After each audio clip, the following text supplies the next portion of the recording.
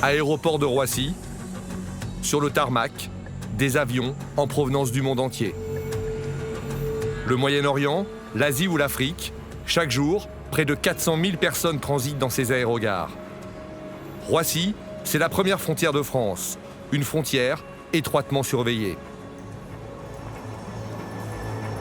Dans un bureau, un peu à l'écart, des hommes scrutent leurs écrans.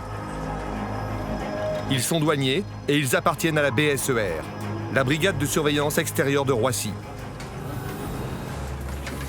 Fabrice et ses collègues analysent chaque vol et les voyageurs n'ont aucun secret pour eux. Ils connaissent leur provenance, leur nom, la durée de leur séjour et même leur casier judiciaire.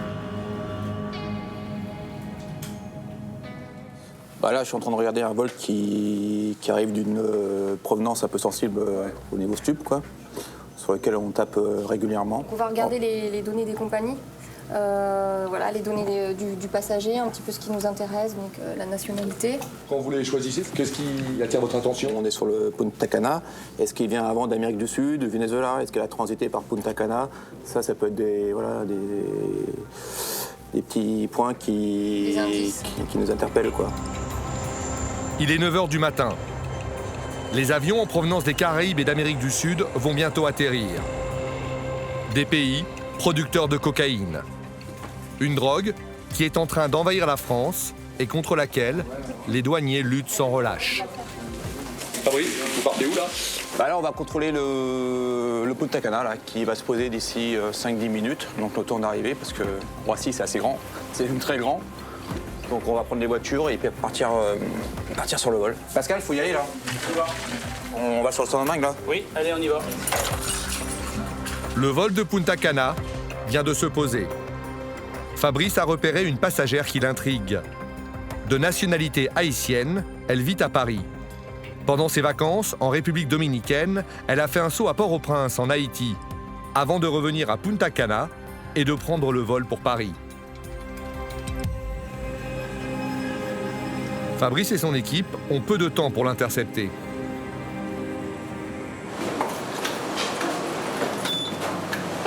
Plus de 400 personnes sont en train de débarquer.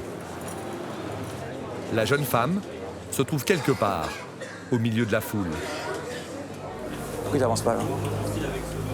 Parce qu'en fait, on a un groupe et Ah ouais. de vous attendre. Ah, ok. Pouvez-vous juste... Voilà, parce qu'il y a encore 300 personnes. Merci. Voilà. C'est vous êtes du groupe, hein? Ah ouais, juste passer les gens. Merci. Fabrice, gérer 400 passagers, c'est compliqué? Ouais, sinon ça bloque vite dans les escalators et après c'est une catastrophe, quoi. Donc il y a quand même 400 personnes qui sortent d'un coup d'un avion, même si ça prend du temps. Si on gère pas un peu le flux... Quelques secondes plus tard, Fabrice repère la passagère. Bonjour madame, vous parlez espagnol? Français, c'est bien. Vous venez à Paris? Oui, vous venez faire quoi? Avant, j'ai travaillé. Pardon? J'ai travaillé à Paris. Ah, vous travaillez ici? Oui. Et là, vous êtes parti faire quoi en République dominicaine? En vacances? Mais vous êtes resté combien de temps là? En République dominicaine? Presque 2 mois. 2 mois. Vous avez acheté quelque chose là-bas? Des souvenirs ou l'alcool ou... C'est juste le truc personnel. Vous êtes parti avec qui en vacances? Genre, les amis. Des amis, d'accord. Mais vous en avez profité pour tourner, parce que vous êtes originaire d'Haïti, c'est ça? Oui. Donc vous en avez profité pour retourner en Haïti, un petit peu, voir la famille. D'accord. On va faire la valise parce que c'est pas... On préfère approfondir, être sûr, parce que c'est pas très clair ce qu'elle raconte. Après, il y a de fortes chances qu'elle soit juste partie en vacances. Mais il y a un ou deux détails qui nous chiffonnent. Venez, madame, venez. Ça va prendre 10 minutes, hein. On va aller chercher votre bagage et on va le contrôler. On ira plus vite en allant avec. Venez avec moi. De nationalité haïtienne, cette femme était-elle réellement en vacances en République dominicaine ou transporte-t-elle de la drogue? Fabrice la sent un peu nerveuse. Je me demande ce qui lui arrive, quoi. C'est normal, quoi. Bon voilà, on arrive en France, on est contrôlé par la douane, on vous met de côté. Bon, c'est normal qu'il soit un peu stressé, hein. C'est pas forcément pour vous un signe de culpabilité ou de trafic, il n'y a pas de... Ça peut faire partie d'un des signes qui... Vous venez avec moi, madame? Venez, madame. C'est vos valises, ça, madame? C'est le plus souvent dans des valises comme celle-ci, avec un double fond, que les passeurs cachent la cocaïne. Vous avez rien déclaré de spécial? Vous avez de l'argent sur vous? De l'argent ou de l'alcool, des cigarettes, tout ce qui est... Vous avez acheté des cigarettes là-bas? Non. D'accord. De l'argent. Non, j'ai rien acheté de l'aéroport. Valises, sacs, trousses de toilette, tout est fouillé minutieusement. Fabrice et ses collègues vont-ils trouver ce qu'ils cherchent? Cette jeune femme est-elle une simple voyageuse ou une mule qui transporte la cocaïne? Les douaniers sauront bientôt à quoi s'en tenir. La douane, c'est une des administrations les plus puissantes de France. Elle compte dans ses rangs plus de 17 000 fonctionnaires. Il sort de l'autoroute ou il va sur Uder? Il sort de l'autoroute. Ok, bon, tiens-moi au jus. Hein. Leur mission? Mener la chasse à tous les trafics. Non, putain. Avance! Avancez. Avance!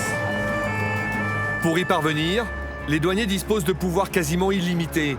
La loi les autorise à démonter une voiture, des bagages et même à faire des fouilles très poussées sur les personnes. Là, après, on fermera la porte pour la visite à la corde. Pour arrêter les trafiquants les plus dangereux, la douane a même créé une unité de choc, la DOD, la direction opérationnelle de la douane. 10 000 €. C'est pas votre argent, ça. Il est dans votre maison, mais il est pas vous. J'aimerais bien avoir 10 000 € chez moi, comme ça. Depuis quelques années, les douaniers doivent faire face à un phénomène inquiétant, le déferlement de la cocaïne dans notre pays. La poudre blanche envahit la France. La plus grosse partie des saisies de cocaïne qu'on a effectuées, 495 kilos en 2017, c'était en provenance essentiellement de ce vol de Cayenne. Cayenne-Orly, c'est aujourd'hui la nouvelle route de la drogue en France. Chaque jour, l'aéroport est submergé par les passeurs en provenance des Caraïbes. Des individus, souvent au-dessus de tout soupçon. On la sent un petit peu nerveuse, donc ça peut être un élément porteur, effectivement. Les avions sont eux aussi passés au crible. Fouillés de fond en comble. Donc là, on vérifie qu'il n'y ait pas eu de traces de démontage du toilette. Donc là, il semble correctement fixé. Même les parties les plus inaccessibles sont inspectées minutieusement. Alors là, on est en queue d'avion. C'est l'une des caches les plus intéressantes et les plus faciles d'accès pour d'éventuels complices. Dans son combat contre les trafiquants, la douane est sur tous les fronts, même à la poste. Les colis en provenance des zones sensibles sont systématiquement passés au rayon X. On voit à l'intérieur une masse suspecte. C'est de la poudre blanche, donc pour vous, c'est quoi? Il n'y a pas de... C'est de la cocaïne. On est sur du 500 grammes, là, à peu près à 60 € le gramme. Donc on est à 30 000 €. Pendant plusieurs mois, nous avons suivi les hommes et les femmes de la douane française dans la guerre sans merci qu'ils livrent quotidiennement contre le narcotrafic.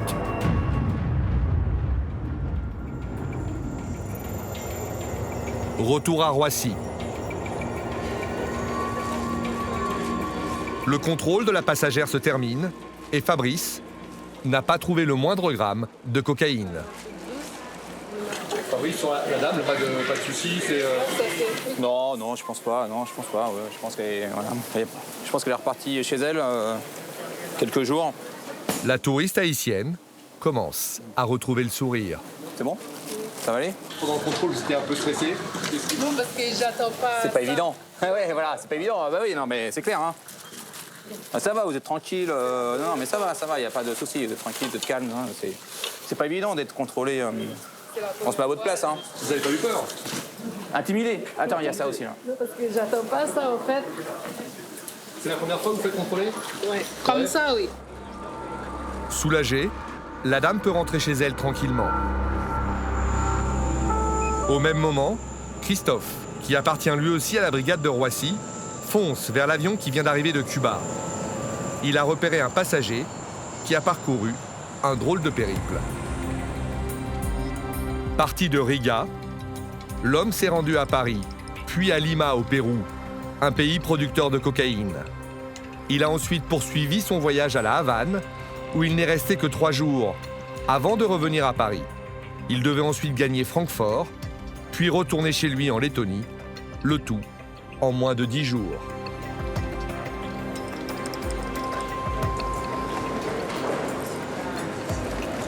Christophe l'attend à la sortie de la passerelle.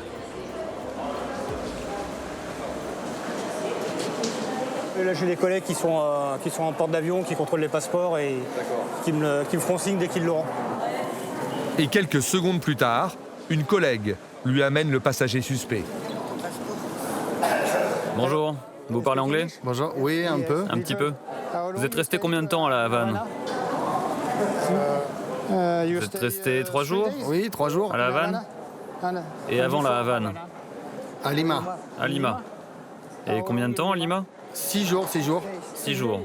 Pour du tourisme? Oui, oui. Et à Lima, vous êtes resté à l'hôtel? Oui, à l'hôtel, oui. Il a été en vacances à La Havane et puis au Pérou. Mais bon, il connaît personne. Donc on est en train de voir un petit peu au niveau des hôtels dans lesquels il était, quel genre d'hôtel ça pouvait être, voir si ça correspond à un certain niveau de vie pour des vacances normales. Des vacances qui semblent bien étranges, avec des séjours à chaque fois beaucoup trop courts pour se reposer vraiment. Il est parti en vacances, là il va dans un autre pays après Paris pour les vacances, mais il ne sait pas combien de temps il va rester là-bas, il ne sait pas dans quel hôtel il va, il verra ça quand il sera arrivé à l'aéroport là-bas, donc c'est vraiment incohérent, quoi.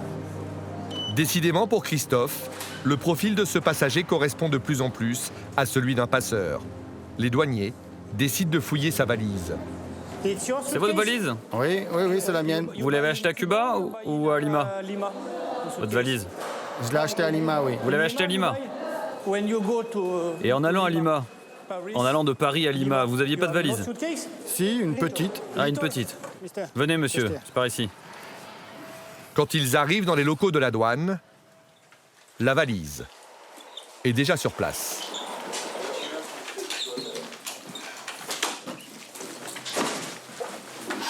Vous avez seulement des vêtements? Oui, oui. Mais très vite, les douaniers vont découvrir quelque chose de suspect. On voit que le fond a été refait. Ouais, on le voit sur les côtés, de ce côté-là, ici. Là. C'est un fond qui n'est pas normal et quand on passe le doigt dessus, on sent que c'est pas régulier. Il y a des épaisseurs. Venez voir. Ça ici, là. Ça. À l'intérieur, là. Yeah. Là, ici, on voit que ça a été entièrement recollé. Il y a une épaisseur. Quand on met la main au-dessus, en dessous, on sent une épaisseur quand même. Vous savez ce que c'est? Non, vous savez pas. Vous l'avez acheté comme ça? Oui, oui. Je l'ai acheté comme ça. Ouais. Le fond de la valise cache-t-il de la cocaïne? Les douaniers vont bientôt en avoir le cœur net.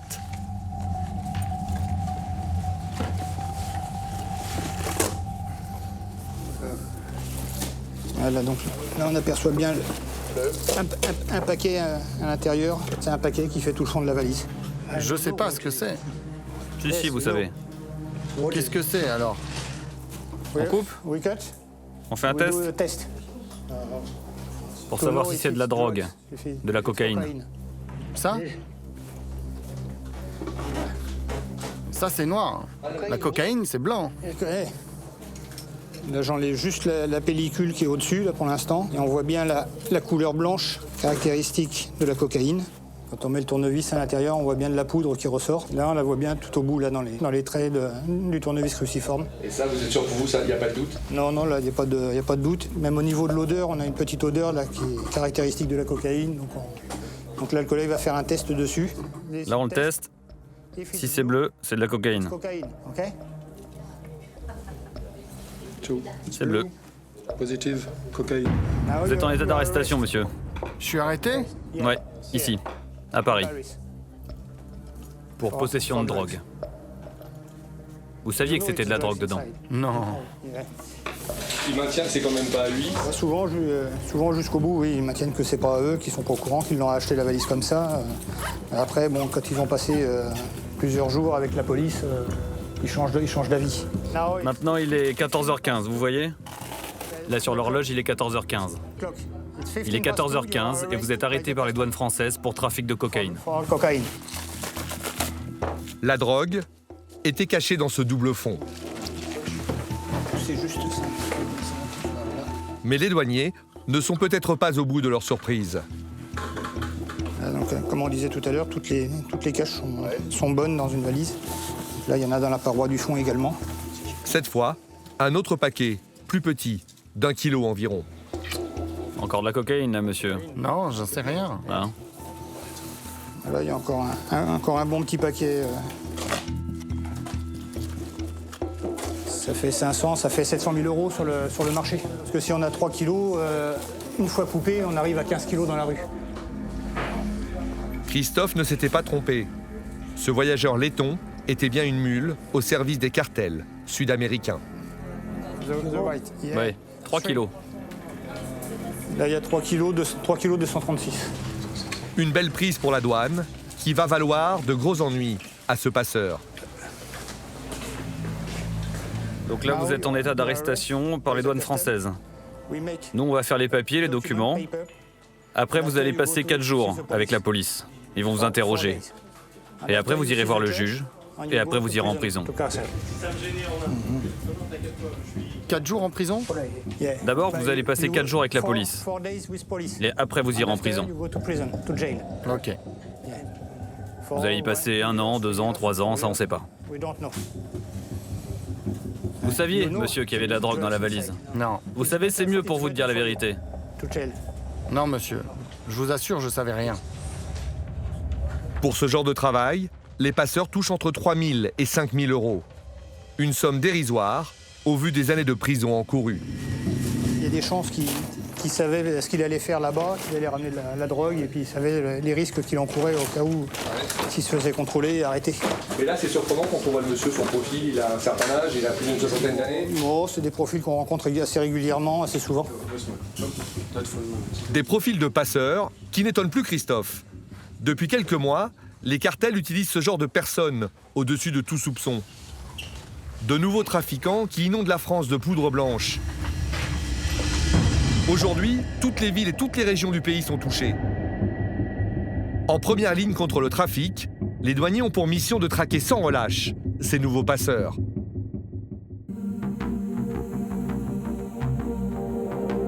Ce soir-là, dans la région lyonnaise, une unité de choc est réunie sur le parking d'une station-service. Des hommes dont le visage doit être impérativement masqué. Fred, qu'est-ce qui se passe là? C'est une réunion de famille sur le... Ouais, réunion de famille, petite réunion tranquille. Voilà, on ne savait pas quoi faire ce soir, donc on sort à la fraîche. Voilà. On sort à la fraîche, mais pas les mains vides.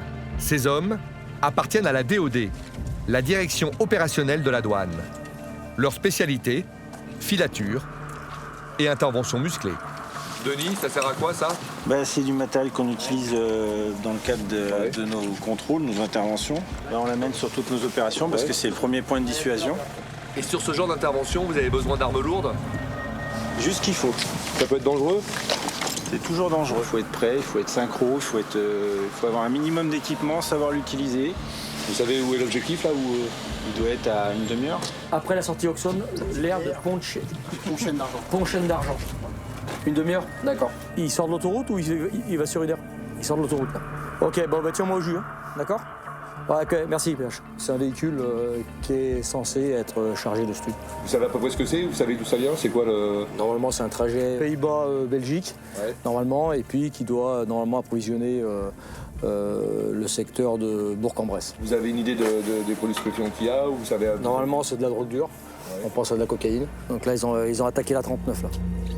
On va se mettre en place, on va dans les véhicules et puis on va se positionner. Allez, on va dans les véhicules.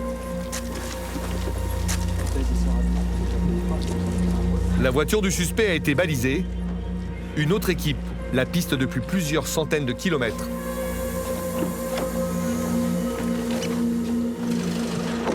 Ouais, de Fred à dispo, donc la cible est à 3 km de l'air. Hein. Bien pris là, pour... Là, il arrive, là. Il est arrivé là. 1 km 2 de la position. 800 mètres. 200 mètres entrée d'air, 115 km/h. Il vient de passer. Passage de la cible maintenant là. Ok. C'est bon. Pour ne pas attirer l'attention, le suspect roule à vitesse normale. Chez les trafiquants, la mode n'est plus seulement aux go fast trop voyants qui roulaient à 200 km/h sur l'autoroute, mais aux voitures discrètes de monsieur et madame tout le monde. C'est pas les go fast qu'on imagine? Ah non, là on n'est pas du tout sur cette configuration-là. On est plutôt sur une personne en solo. Voilà, on n'a rien détecté autour et il roule tranquille, quoi. Et c'est vrai qu'habituellement on a plutôt l'habitude de voir des gens qui circulent en convoi avec des ouvreuses, une porteuse et voir des voitures qui ferment. Là, le mec, il roule tranquille, il n'éveille pas les soupçons. Il double le camion devant, là, il double le camion. Tu restes derrière le camion et on engage. Donc là, on va effectuer un relais en fait. Hein. Donc on reste derrière le camion et donc le véhicule qui est derrière nous va prendre la tête de filature. Il y a déjà un véhicule qui est déjà passé et là, il y a un deuxième véhicule qui passe aussi. Le suspect est pris en tenaille entre 3 véhicules de la douane. L'interception est imminente. Non, putain. Avance! Avancez! Avancez! Avance! Là, il va stresser, je pense. Avance! Allez, avancez là-bas. Avancez là-bas. Avance! Suivez, c'est marqué là. Soit il comprend pas ce qu'on veut faire, soit il a tenté, il a essayé, peut-être. Il a compris qu'il était pris. Ouais. Voilà. Là, on va voir ce qu'il va faire. J'essaie de le bloquer là-bas. C'est bon, il s'arrête. C'est dans ce Picasso, un monospace familial, repéré depuis plusieurs mois par les douaniers, que le suspect multiplie les allers-retours avec les Pays-Bas. Tranquille, c'est rien, n'ayez pas peur, tranquille, c'est juste un contrôle douanier, monsieur. Ok, enlevez les mains des poches, vous écartez. Ok, écartez les bras, c'est juste une palpation de sécurité. Oh non, regardez, voilà, tranquille. Vous avez rien sur vous? Les bras comme ça, monsieur. Voilà. Pour le moment, le suspect joue les étonnés et semble ne pas comprendre les raisons de son contrôle. Ok, ouvrez votre veste.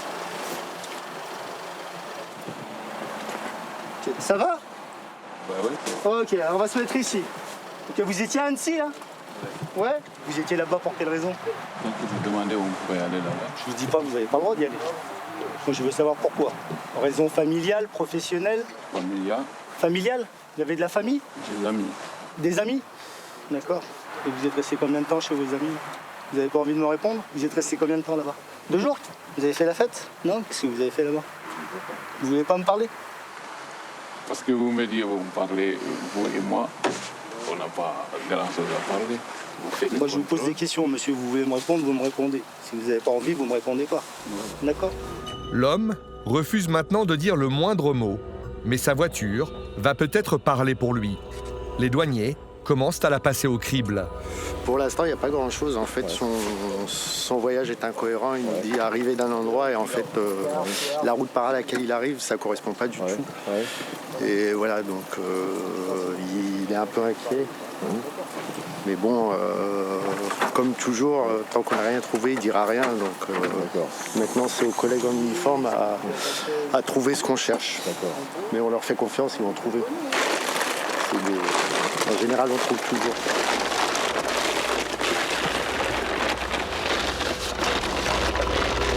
Et très vite, les enquêteurs repèrent un sac à dos. Et à l'intérieur de la doublure,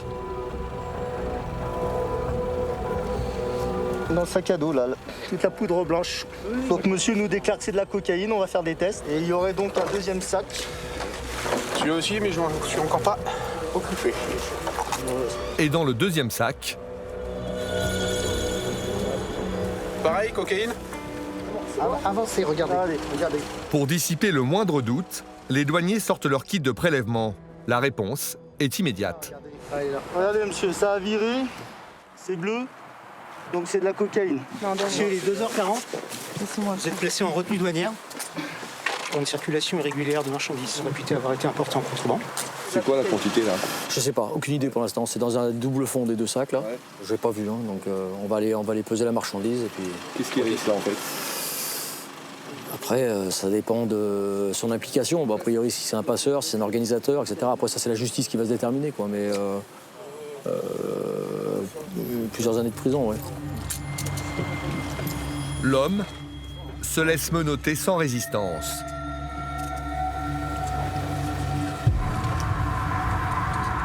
Il fait froid, ouais. On va prendre une veste, attendez. Si vous êtes calme, si vous êtes tranquille et tout se passera bien. D'accord? On est poli, on est correct. Voilà, vous êtes pris, c'est terminé. Maintenant, le but, c'est que ça se passe bien. Aussi bien pour vous que pour nous. D'accord? Là encore, il s'agit d'un homme d'une 50aine d'années, aux allures de brave père de famille. Contrairement à tout ce qu'on peut penser, il n'y a pas uniquement certains types. Il y a, voilà, c'est tout. Il passe bien, il passe des frontières, il passe des contrôles. Et le but, c'est que, voilà, que le business continue et c'est à nous de nous acclimater.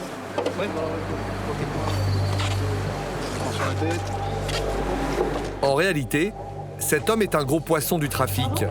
Un trafic qui alimente la région en cocaïne depuis plusieurs mois. Donc, ça, ce sont les sacs qu'on a trouvés dans votre véhicule. Donc, on va les ouvrir et on va extraire la marchandise qu'il y a dedans. Allez, c'est le paquet numéro 1, monsieur, qui était dans le sac bleu. Je vais peser. Vous avez vu, la balance, elle est à 0. Premier paquet, 720,5 grammes. Ça, c'est le deuxième sac qu'on a retrouvé. Devant l'évidence, le suspect commence à comprendre que son avenir s'obscurcit. Deuxième paquet. La balance est toujours à 0. 989,5 grammes.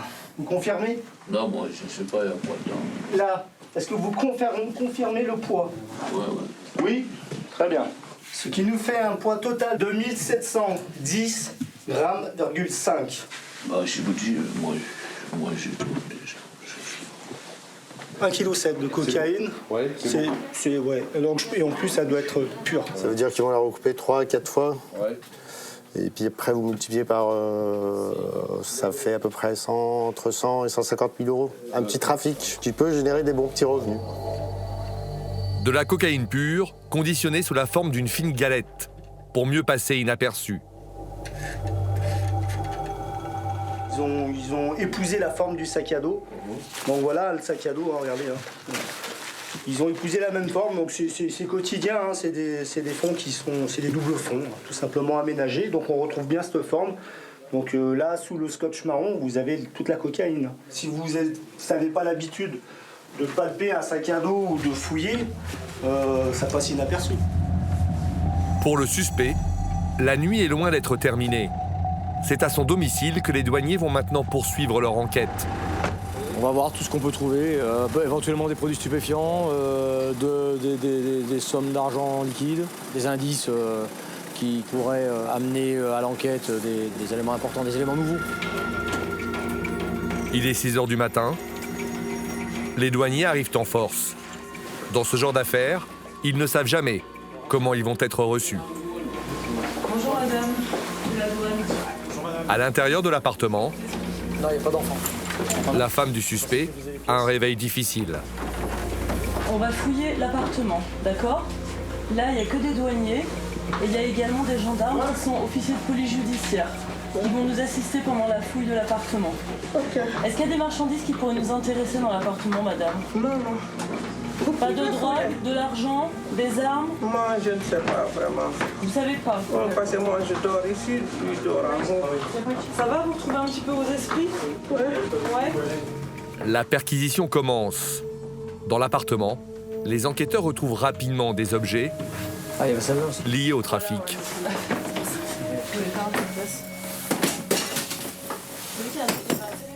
C'était des sacs comme ça, un sac comme ça, non? C'était un peu comme ça, ça ressemblait à ça. C'est exactement ça. Il a marqué le chien ou... Ouais. Il a marqué au niveau du... On va le prendre. Il était où alors? Il était dans le sac rouge. Ça ressemble un peu à ce qu'on a trouvé dans le véhicule. Le chien a quand même fait un marquage au niveau du sac. Après, je sais pas si c'est une découpe. C'est déchiré un peu derrière. C'est un peu déchiré là, en fait. Voilà. Donc là, effectivement, on peut dissimuler. Et là, sur le sac, le chien a marqué? Ouais. Vous savez combien là d'argent? C'est à moi. C'est à vous? Vous travaillez? Pour le moment, non. C'est en arrêt. La dame ne travaille pas et son mari non plus. Tout d'abord, les douaniers trouvent un peu d'argent liquide et quelques bijoux fantaisie. C'est à vous ça? Vous l'avez acheté? C'est pour? Mais dans une sacoche, soigneusement dissimulée dans une pile de vêtements, ils font une autre découverte. 10 000 euros. 10 000 euros. C'est à vous? Non, ils m'ont envoyé, ma belle-sœur m'a envoyé pour la C'est votre belle-sœur qui est où? C'est votre sacoche. En Guinée. C'est votre belle-sœur en Guinée qui vous a envoyé cet argent-là? Non, la sacoche, c'est la mienne, mais l'argent, il l'a envoyé. Non, mais l'argent vous a été envoyé de Guinée. Ouais. Vous avez un document pour ça? Ouais. Il est où? En bas, les documents. Hein? Les documents, ils sont là. 10 000 euros, dont le suspect a du mal à justifier l'origine. Ça, c'est pas mon argent. C'est pas votre argent, ça. Il est dans votre maison, mais il est pas. Vous allez voir les documents, c'est pas. J'aimerais bien avoir 10 000 € chez moi comme ça. C'est pas. C'est parce que il est oui. étranger. Non, mais vous savez, vous dites que ça vient de Guinée. Donc si vous avez le document, on va voir. Il est où? Alors faites voir où il est ce document là. Pardon. Il est où? Il est où le document? Document par rapport à l'argent, il est où? Ce document. Vous dites qu'il y a un document. On lui met l'argent, même à la limite autour de lui là. Ça. Tiens, regarde. Hop, comme ça, il l'a toujours avec lui. Voilà. Pour le moment, les douaniers n'en sauront pas plus. Mais l'enquête ne fait que commencer. 2 billets de 200. 3 billets de 100. 16 billets de 50. 17 billets de 500. Soigneusement recompté, l'argent sera confisqué. Pour les enquêteurs, c'est une pièce à conviction importante. Oui, monsieur. Il justifie sur le fait que c'est sa belle-sœur en Guinée qui lui a envoyé. Voilà. Ouais. Bon, donc on a demandé un document évidemment pour cette transaction. Pour l'instant, il cherche les documents. Voilà. C'est peut-être aussi son salaire, le travail A priori, il ne travaille pas. Donc, bon. Il nous a vendu qu'il travaillait avant. Mais bon, enfin, bon, voilà. Pour l'instant, on va vérifier. Voilà, on va vérifier. On peut supposer que c'est lié quand même au trafic, voilà, de stupes. Mais bon, après, voilà, c'est l'enquête qui va le déterminer. Mais avant tout, les douaniers veulent vérifier que l'homme n'a pas aménagé des caches dans sa voiture. Vous allez vous asseoir, écartez les bras. Allez-y, n'ayez pas peur. Et voilà. C'est au siège de l'unité que la brigade canine inspecte le véhicule.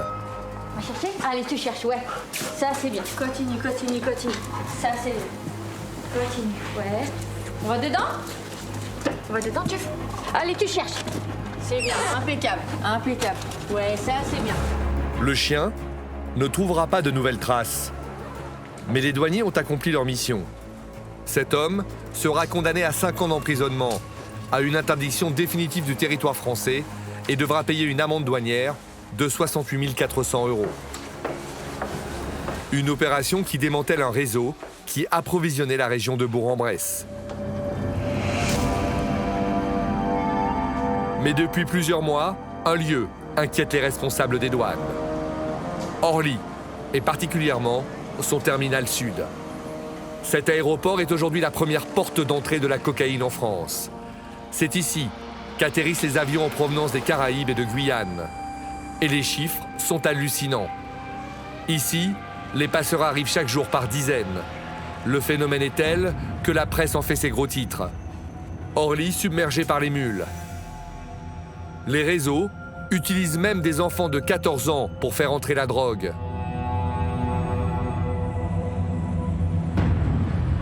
Alors, vers 6 h du matin, dès l'arrivée des premiers vols, les douaniers sont sur le pied de guerre.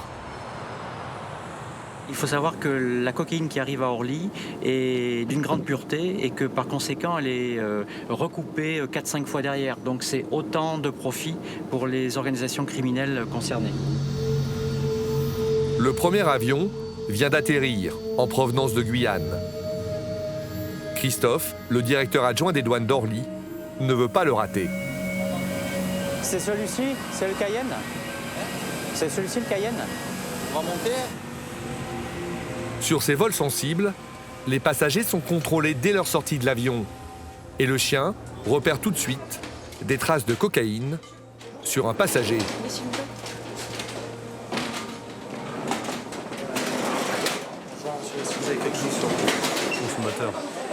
L'homme reconnaît tout de suite être consommateur de drogue. Mis à l'écart, après une palpation qui ne donnera rien, il sera autorisé à continuer son voyage. Donc le monsieur nous a indiqué qu'il était simple consommateur, d'où peut-être l'insistance du chien sur ce type de passager. Après le contrôle des passagers, les douaniers inspectent maintenant la cabine, au cas où des passeurs y auraient abandonné leurs marchandises. Alors là, nous étions en piste avant le contrôle. Donc soit ils se sont dit, les douaniers vont monter dans l'avion, on va me contrôler et je vais être arrêté. Donc à ce moment-là, il est préférable pour eux, on va dire, d'abandonner la marchandise plutôt que passer en jugement. Et éviter la casse-prison aussi. Mais là, les caches les plus simples qu'on vous indique, ça serait soit une marchandise oubliée ou dissimulée d'une façon rapide. On regarde aussi par la même occasion s'il n'y a pas de traces de montage, de démontage et de remontage d'une des parties de l'aéronef. Ça pourrait nous indiquer un lieu de cache éventuel. La cabine est inspectée centimètre par centimètre dans ses moindres recoins. Donc là, dans une toilette, il y a différents types de caches qui seraient possibles. Dans des logements faciles d'accès, là, ça aurait pu être derrière la poubelle. Ou alors dissimulé. Alors là, on va peut-être pas pouvoir bien le voir à l'image. Ça serait des petits recoins qui sont derrière la tuyauterie des toilettes. Donc facilement récupérable par une tierce personne. Ou éventuellement même aussi derrière les toilettes. Donc là, on vérifie qu'il n'y ait pas eu de traces de démontage du toilette. Donc là, il semble correctement fixé. À bord de l'avion, le personnel est mis lui aussi à contribution. Le vol depuis la Guyane dure plus de 9 heures et certains passagers attirent parfois l'attention des hôtesses. Est-ce que vous avez vu un comportement normal durant le vol sur un passager? Aujourd'hui, non, ça a été. Non, tout le monde a mangé correctement. Tout le monde a mangé correctement. Aucun déplacement anormal durant le vol? Non, pour ce vol. Très bien, je vous remercie. Et c'est vrai qu'on a beaucoup de mules. Et c'est déjà arrivé à des collègues de trouver des boulettes dans les toilettes ou même sur les sièges. Ah, vous-même, le personnel navigant? Oui, c'est déjà arrivé. Rien dans la cabine, mais l'inspection n'est pas encore terminée. Les douaniers savent que les trafiquants parviennent parfois à convaincre des mécaniciens ou des bagagistes de dissimuler la cocaïne dans certaines parties de l'appareil.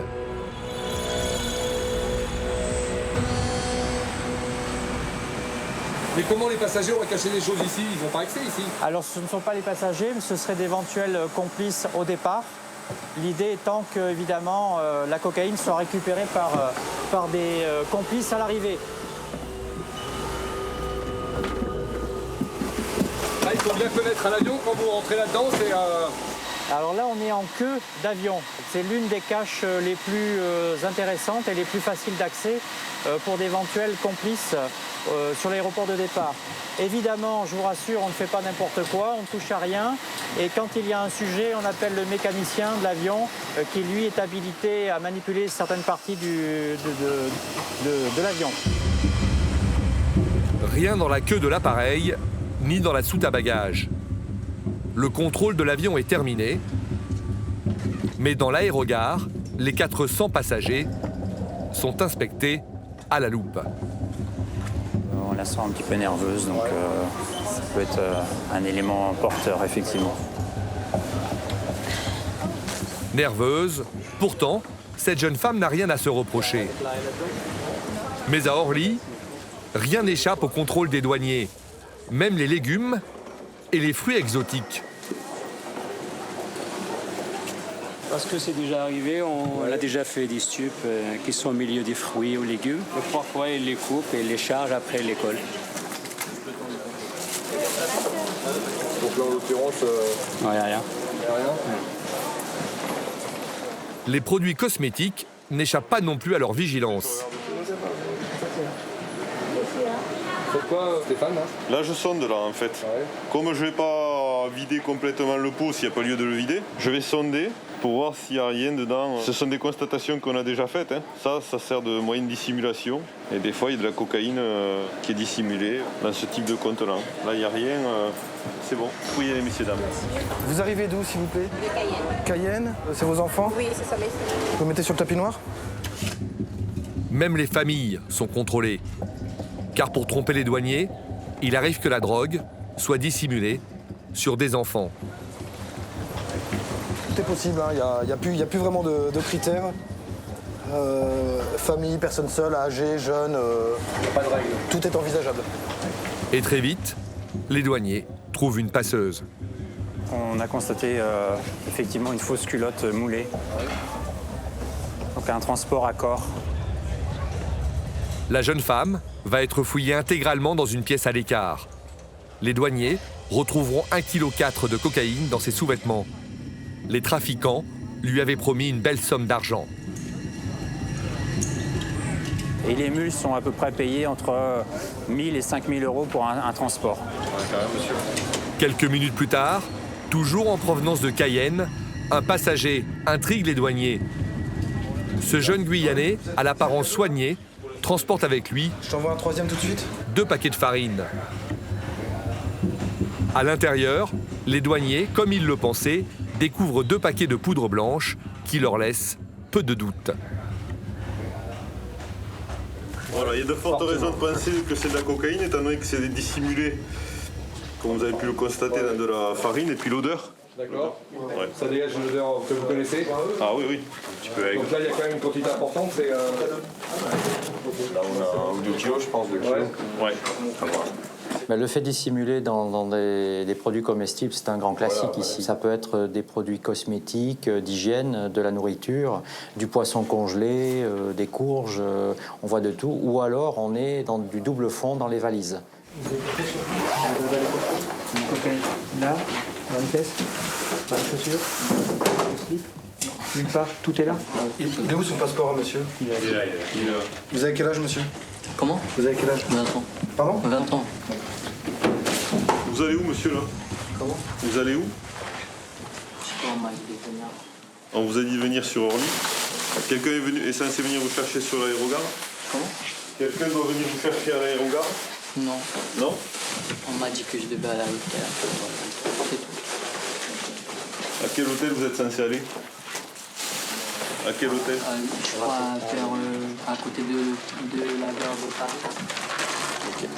Les 2 kilos de ce jeune homme étaient donc destinés à alimenter les réseaux de dealers de l'ouest de la France. La valise, c'est négatif. On va vous faire une visite à corps, monsieur.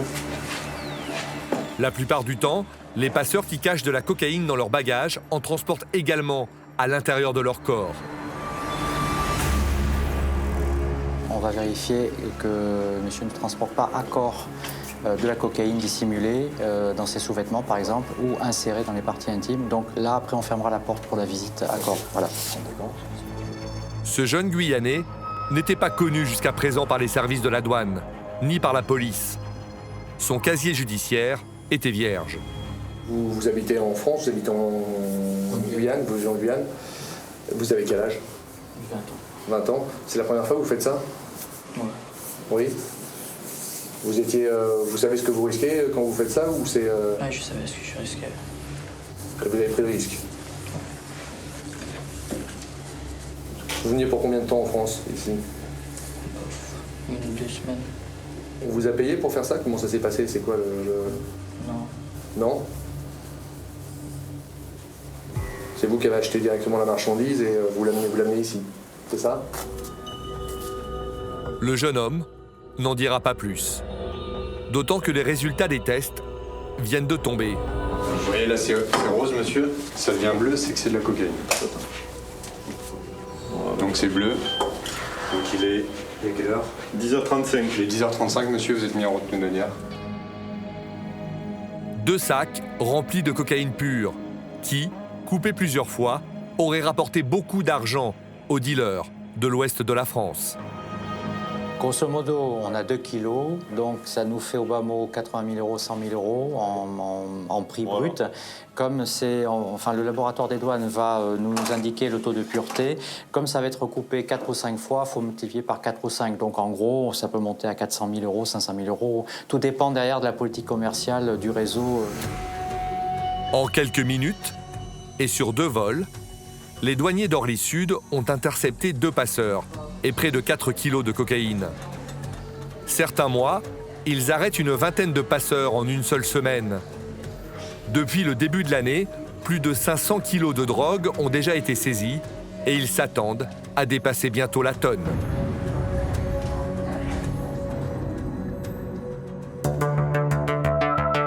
Les trafiquants qui tentent d'échapper au contrôle utilisent parfois un autre moyen, la poste. Ce qu'ils ignorent, c'est que là encore, les douaniers contrôlent tout. Ces locaux sont situés dans la banlieue sud de Paris. Ils abritent une unité spéciale de la douane, la surveillance postale. Chaque jour, 60 000 colis en provenance de l'étranger arrivent ici et Ludovic n'a pas son pareil pour détecter les produits illégaux. Alors là, ce matin, effectivement, on voit qu'il y a des colis en provenance d'Asie, en provenance d'Afrique, et puis donc on sait effectivement ce qu'on va contrôler et ce qu'on va éventuellement rechercher en fonction de la provenance. car chaque pays a sa spécialité. Ce qui est Asie, en général, on va rechercher contrefaçon ou médicaments. Afrique, ça sera plutôt des médicaments, voire des stupéfiants. Ludovic vient de repérer un colis suspect. Il y avait 2 Turcs qui m'intéressaient. C'est quoi les Turcs, Ludovic? Des colis en provenance de Turquie. Ouais. Et voilà, donc par rapport à ce qu'on peut espérer trouver à l'intérieur, pour nous, on va rechercher là des contrefaçons. Et comme il le pensait, dans ce colis, des contrefaçons d'une grande marque de sport. Alors là, nous sommes sur des maillots de football d'un club connu de la région parisienne. Ça, c'est un maillot qui vaut combien dans le commerce? Alors le maillot officiel, il est autour de 140-150 €. Je les serrais bien, mais j'ai pas le droit. Des maillots qui devaient être vendus une vingtaine d'euros à la sauvette. Mais il y a pire. Cette fois, c'est un produit en provenance de Chine qui attire son attention. Je vais les passer au RX de toute façon. C'est quoi le RX, Ludovic? Alors c'est un appareil à rayon X qui nous permet de voir l'intérieur des colis. A priori, vu le poids et la teneur, on est parti sur des cigarettes. On va ouvrir le colis évidemment après pour avoir la confirmation. Mais on voit bien que ce sont des différentes cartouches avec les cigarettes à l'intérieur. Et c'était déclaré Plastic Toys, Close. Donc une fausse déclaration d'espèces. C'est quoi Plastic Toys? C'est des jouets en plastique ou de Close, des vêtements. C'est possible d'ouvrir. Et sans surprise, le colis contient bien des cigarettes de contrebande. Alors c'est une marque chinoise. Ouais. Qui est destinée à quel marché en fait? Le marché asiatique certainement. En France? Voilà, tout à fait en France. Ouais. Avec l'aluminium pour essayer de masquer, pour essayer éventuellement d'éluder le visionnage au rayon X. Ça marche? Non. Des cigarettes qui ne parviendront jamais à leur destinataire et qui seront détruites. Mais Ludovic observe depuis plusieurs mois une augmentation incroyable d'une nouvelle drogue que les trafiquants font entrer sur notre territoire. Le khat, une plante séchée en provenance d'Afrique de l'Est. Là, il y a combien en quantité là?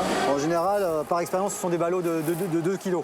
Donc on est sur 2 kg là. Ouais. Après, on a la balance derrière. On peut après, de toute façon, avoir une pesée exacte. Parce qu'on ne peut pas le faire comme ça à la louche. Et grosso modo, là, on est sur du 10 kg. Donc c'est présenté sous la feuille séchée. Voilà. Ouais. Et ça se consomme en tisane. Et ça, le khat en France, c'est une nouvelle drogue qui arrive sur le marché?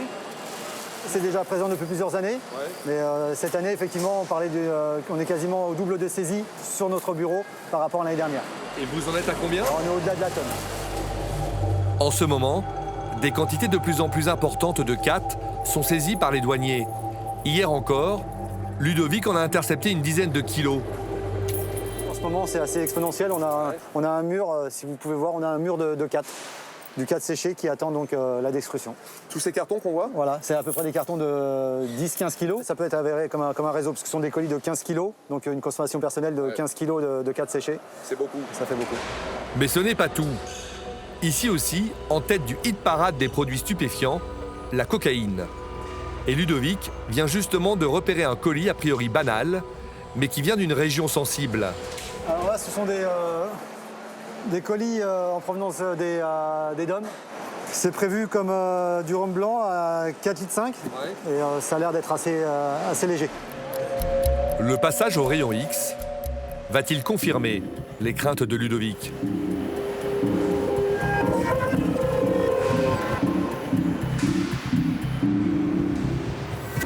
On a effectivement le carton, on voit le carton et le contenant. A priori donc le paquet avec le rhum, mais on voit à l'intérieur une masse suspecte qui ne ressemble pas à du liquide. Donc on voit bien l'emballage, le carton de rhum, on voit juste une masse orange à l'intérieur, assez suspecte. Donc on avait le carton de rhum, et voilà, donc ce qu'on a vu au RX, il n'y a pas de liquide, et il y a cette masse là qui est c'est assez important. On voit le produit, il y a également l'odeur qui nous fait penser que... C'est de la poudre blanche, donc pour vous c'est quoi? Il n'y a pas de... C'est de la cocaïne. Une petite quantité de cocaïne qui représente tout de même une grosse somme d'argent à la revente pour les dealers. Voilà, 493 grammes. Bon, on est sur du 500 grammes, là, à peu près à 60 € le gramme, donc on est à 30 000 €. Pour ce-là. Juste pour ce petit paquet. Qui va être revendu comme ça tel quel ou Non, du tout, ça sera coupé plusieurs fois. Mais là, ça va dépendre en fait justement de notre analyse laboratoire avec le taux, en fait, le pourcentage de cocaïne. Ça peut être coupé en 2, en 4, en... D'accord. Voilà. Ça veut dire que la quantité sera multipliée Exactement. par 3, La somme. donc la somme pareillement. Exactement.